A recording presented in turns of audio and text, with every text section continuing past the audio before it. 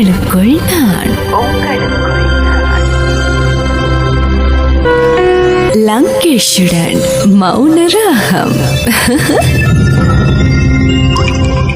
அதே மாதிரி அவங்களோட ஸ்கூலில் எல்லாமே வந்திருந்தாங்க. பிரியா அன்னைக்கு பார்த்த மாதிரியே ரொம்ப அழகாக வந்திருந்தா. ஃபங்க்ஷன் நடந்துக்கிட்டு இருக்கு. அதுக்கப்புறம் சின்னதாக ஒரு டீ பிரேக் ஒன்று தந்தாங்க.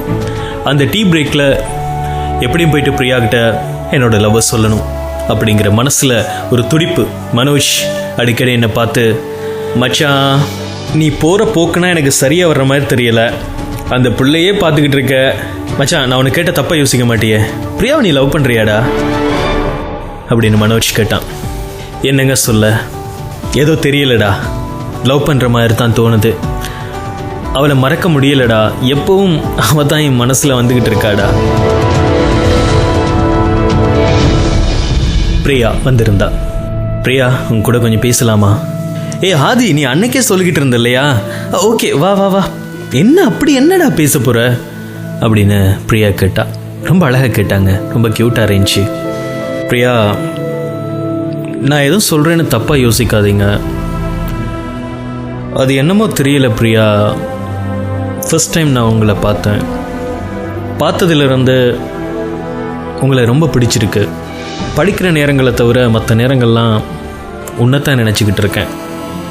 அது என்னன்னு தெரியல, பார்க்குறதுக்கு என் அம்மா மாதிரி நீ இருக்க, அம்மா மாதிரியே பேசுகிற, அம்மா மாதிரியே சிரிக்கிற, அதையும் தாண்டி அம்மா எவ்வளோ தூரம் என் மேலே பாசம் வச்சுருக்காங்களோ அதே மாதிரி பாசமாக பேசுகிற, இதெல்லாம் எனக்கு பிடிச்சிருக்கு பிரியா. நான் வெக்கத்தை விட்டு சொல்கிறேன் பிரியா, நான் உன்னை லவ் பண்ணுறேன். ஐ லவ் யூ பிரியா, அவ்வளவுதான். ஆதி, உங்களுக்கு என்ன லூசுத்தனமாக பேசுகிறீங்க? லவ் எல்லாம் சரி வராதுடா.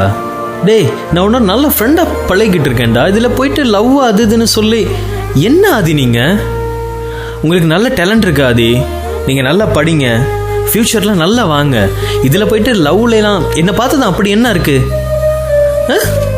நிச்சயமாக நீங்கள் படிங்க ஆதி, நீங்கள் நல்லா வருவீங்க, எனக்கு இப்போ ஐடியா இல்லை ஆதி அப்படின்னு சொல்லிட்டு பிரியா போயிட்டா.